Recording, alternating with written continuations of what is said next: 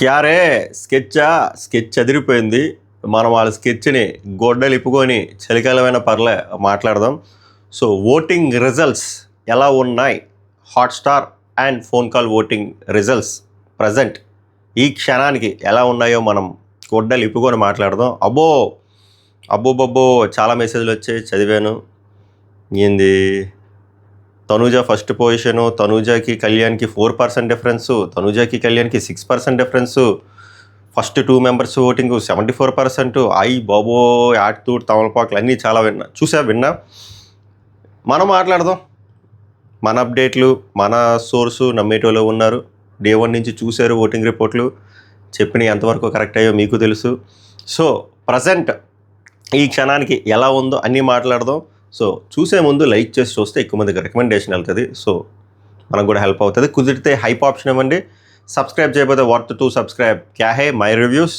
And మొదలు పెడదాం. Welcome to my reviews. Mera NAM Pawan hey.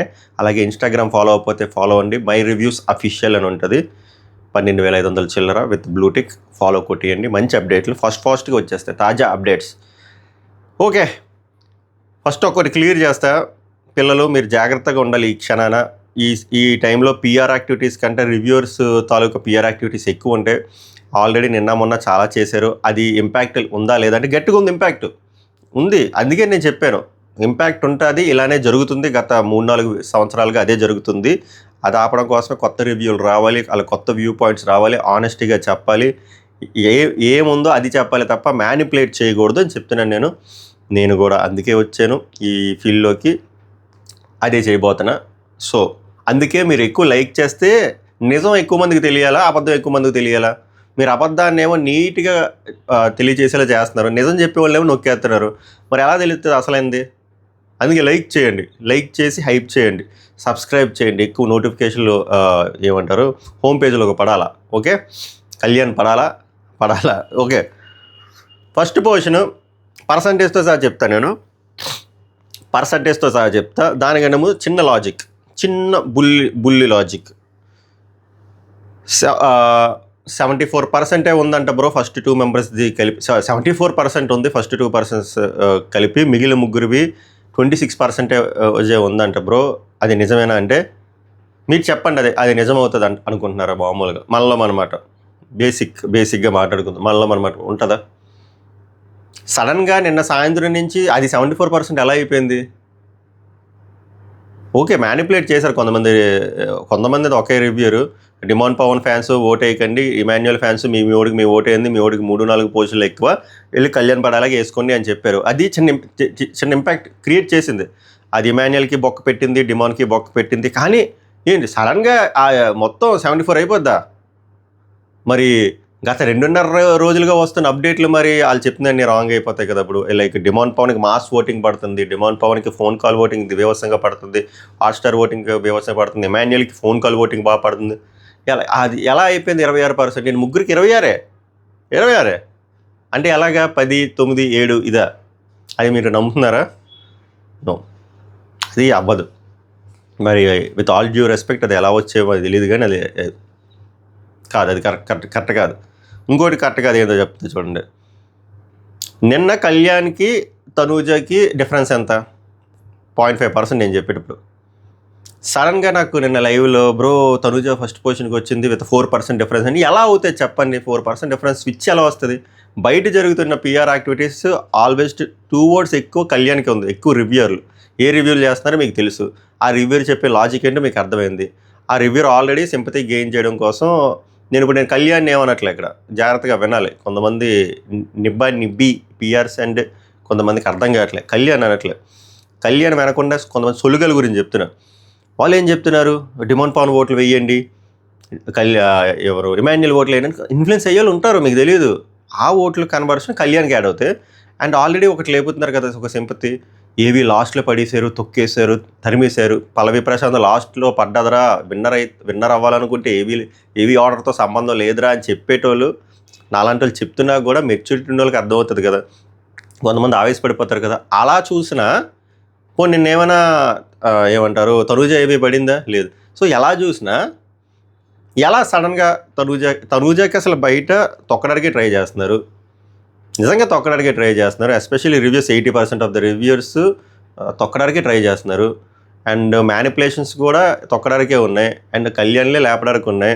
Manipulations ఇక్కడ తనూజని తొక్కడానికి ఉన్నాయి, డిమాండ్ తొక్కడానికి ఉన్నాయి, ఇమాన్యుయల్ తొక్కడానికి ఉన్నాయి, సంజనా గారిని మొత్తం మర్చిపోయారు. అలాంటప్పుడు సడన్గా ఎలా తనూజ గారు 4% పైకి వెళ్ళిపోతారు చెప్పండి? వివేకంతో ఆలోచించండి, ఓకేనా? సో యాక్చువల్ థింగ్ మనం ఇప్పుడు చెప్తాం, డెసిమల్స్ కాకుండా. మీకు తెలిసిందే, ఫస్ట్ ఆర్డర్స్ చెప్పేస్తా, తర్వాత పర్సంటేజ్ చెప్తా, తర్వాత ఓకేనా? మళ్ళీ మనది సేమ్ తల్లి బిడ్డ అన్యాయం. మీ ఫేవరెట్ కంటెస్టెంట్లు మీరు ఓటు వేసుకోండి. ఫస్ట్ పొజిషన్లో కళ్యాణ్ పడాలా, మాస్ బ్యాటింగ్, మాస్ ఓర మాస్, కన్సిస్టెంట్గా అలా కొట్టుకుంటూ వెళ్ళిపోతున్నాడు. అండ్ రివ్యూర్స్ మ్యానిపులేషన్ కూడా తనకి చాలా హెల్ప్ అయింది, తనకే ఫెచ్చింగ్గా ఉన్నాయి. బయట వాళ్ళు పిఆర్లు కూడా తోపు, అబ్బా ఎలా వాడుకోవాలో అలా వాడుకుంటున్నారు. వీడియోల మీద వీడియోలు సర్క్యులేట్ చేస్తున్నారు, ఫుల్గా సర్క్యులేట్ చేస్తున్నారు. తను చేసిన ఫుడ్ పంచడము, ఆర్ఫనేజు, ఆడుతూ టౌన్ పార్క్ చేసుకొని ఎవరు నచ్చింది వాళ్ళది, ఎవరో తగ్గట్లే. నెక్స్ట్ అందరూ చేస్తున్నారు, తనూజ వీళ్ళు చేస్తున్నారు. ఇంకా డిమాండ్ పవన్ వీళ్ళు లేవులే, కానీ వీళ్ళు ఎక్కువ చేస్తుంది కళ్యాణ్. బట్ పిఆర్ ఉండకూడదు అనేది రూల్ ఏం లేదు కదా, వాళ్ళ ఇష్టం అంతే. దాని మీద నేను no comments. So Kalyan Padala is in the first position, percentage చెప్తా. Second Tanuja is in second position. తనూజకి ఓటింగు ఫస్ట్ నుంచి తనకి లాయల్ ఓట్ బ్యాంక్ ఉందబ్బా, లాయల్ ఓట్ బ్యాంక్. ఎందుకురా అంటే ఆమెకి ప్రీ ఎగ్జిస్టింగ్ ఫ్యాన్ బేస్ ఉంది, ఆమెకు సీరియల్ చేశారు, ఆ ఫ్యాన్ బేస్ ఉంది. అది అలా కన్సిస్టెంట్గా పెరుగుతే తప్ప తగ్గదు కదా.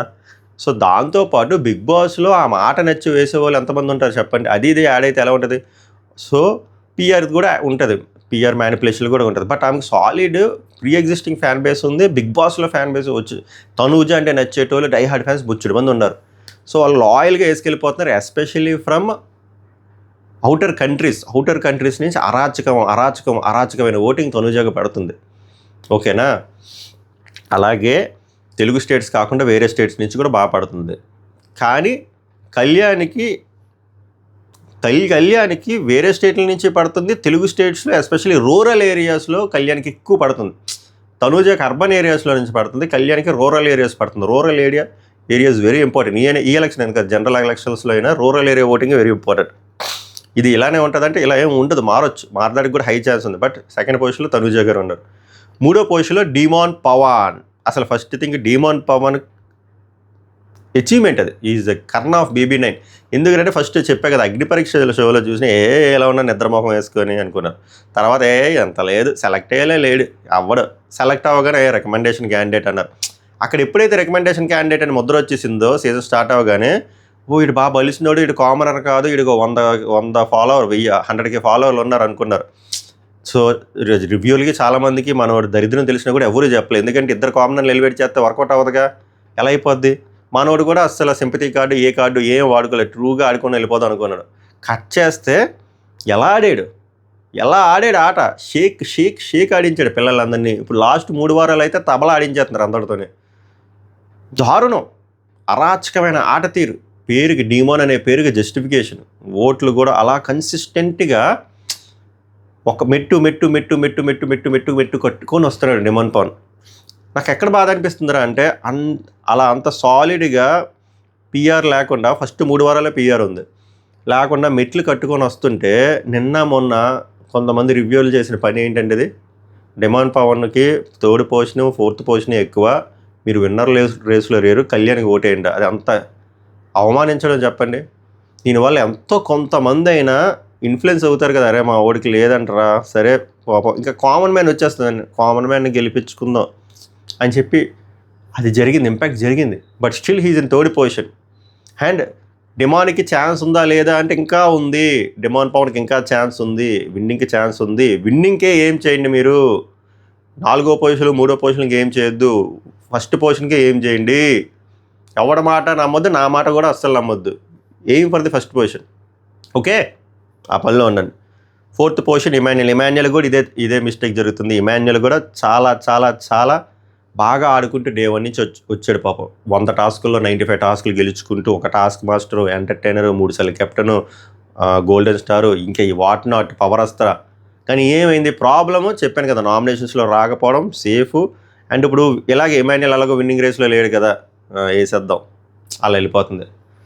నేనేం చెప్తున్నానంటే ఎమాన్యుయల్ ఫ్యాన్స్కి, మీ కూడా విన్నింగ్ రేస్లో ఫర్ ఎగ్జాంపుల్ లేడు అనుకుందాం, పోనీ థర్డ్ పొజిషన్కైనా ఏం చేసుకోండి. చేసుకోరా చెప్పండి. అలాగే 5th పొజిషన్లో పడిపోతాడు. మీ సూట్ కేసు కావాలా, ఓట్లు వేసుకోండి.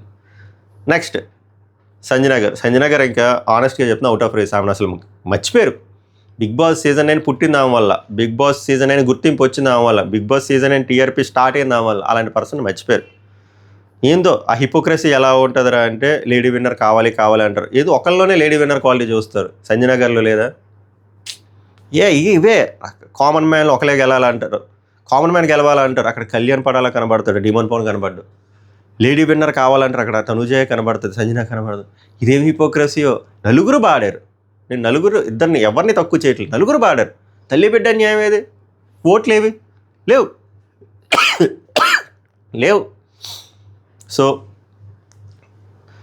నేనేం చెప్తున్నానంటే సంజన గారి ఫ్యాన్స్కి, మీరు పొజిషన్ మర్చిపోండి. ఆనెస్ట్గా మీ అక్క ఆడిన ఆటకి ఓట్లు వేసుకోండి, ఓకేనా? ఇప్పుడు ఓటింగ్ పర్సన్ చెప్తా, రాసుకోండి సాంబా. డెసిమల్స్ చెప్పట్లే. కళ్యాణ్ పడాల రాక్ సాలిడ్లో ఫస్ట్ పొజిషన్లో అర్జునుడు ఉన్నాడు విత్ 29.something. సెకండ్ పొజిషన్లో తనూజ, నేషనల్ కాదు ఇంటర్నేషనల్, వేరే లెక్క ఓటింగ్ 27%, 27. ఓకే, ఆల్మోస్ట్ 1.8% డిఫరెన్స్తో ఉంది బండి. సో ఇది మారుద్దా అంటే మారుద్ది. కానీ తనూజ ఫస్ట్ పొజిషన్లో ఎలా వచ్చింది 4%? అది నో, అది it's a kind of manipulation.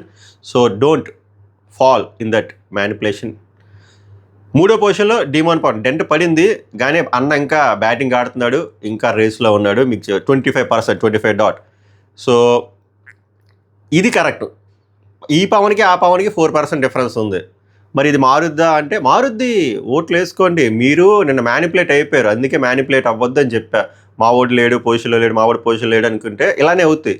మీ ఓడు ఉన్నాడు, మీ ఓడు రేస్లో ఉన్నాడు, మీ ఓడు ఆటగాడు, మీ ఓడు తోపు, మీ ఓడు తురుము, మీ ఓడు పేరులోనే డీమోన్ ఉంది, మీ ఓడు శివతాండం వాడేస్తున్నాడు. కానీ మీరేం చేస్తున్నారు? మ్యానిపులేట్ అయిపోయి పక్కలు కొట్టేసుకున్నారు. ఫస్ట్ మనల్ని నమ్ముకోవాలి. డిమాండ్ ఫ్యాన్స్ అనే కదా అందరికీ చెప్తున్నారు. ఫస్ట్ మనల్ని మనం నమ్ముకుంటే పక్క వాళ్ళు మనల్ని నమ్మడం మొదలు పెడతారు. మనమే నమ్ముకోకపోతే ఎలాగా? ఓట్లు వేసుకోండి. నెక్స్ట్ 4th పొజిషన్లో ఎమాన్యుయల్ పాపం 11%లో ఉన్నాడు. 5th పొజిషన్లో సంజన గారు 6.some% ఉన్నారు. ఆ డెసిమల్స్ చెప్పట్లేదు. సో ఓవరాల్గా పర్సంటేజ్ ఇది మళ్ళీ నైట్ అప్డేట్ రాగానే చేస్తా. సో ఫైనల్గా మనం ఎప్పుడు చెప్పేది ఒకటే, డిజర్వ్డ్ కంటెస్టెంట్ విన్ అవ్వాలా. ఓకే, మ్యానిపులేషన్స్ ద్వారా ఎవరు విన్ అవ్వకూడదు, డిజర్వ్డ్ కంటెస్టెంట్స్ విన్ అవ్వాలా. వీళ్ళ 5గురిలో మీ ఫేవరెట్ కంటెస్టెంట్స్ ఎవరైతే ఉన్నారో వాళ్ళకి మీరే ఓట్లు వేసుకోండి తప్ప పక్క వాళ్ళకి ఓట్లు వేయొద్దు. పొజిషన్ ఏదైనా కానివ్వండి, కానీ మీ ఓటు మీకే వేసుకోండి, మీ కంటెస్టెంట్కి వేసుకోండి. క్రాస్ ఓటింగ్లు చెయ్యొద్దు, మ్యానిపులేషన్స్ నమ్మొద్దు. ఓకే, మళ్ళీ నైట్ ఓటింగ్ ట్రెండ్లో మళ్ళీ మాట్లాడదాం. అప్పటి వరకు ఈ వీడియోని సర్క్యులేట్ చేయండి పిల్లలు. సాగు నమస్కారం, ధన్యవాదాలు.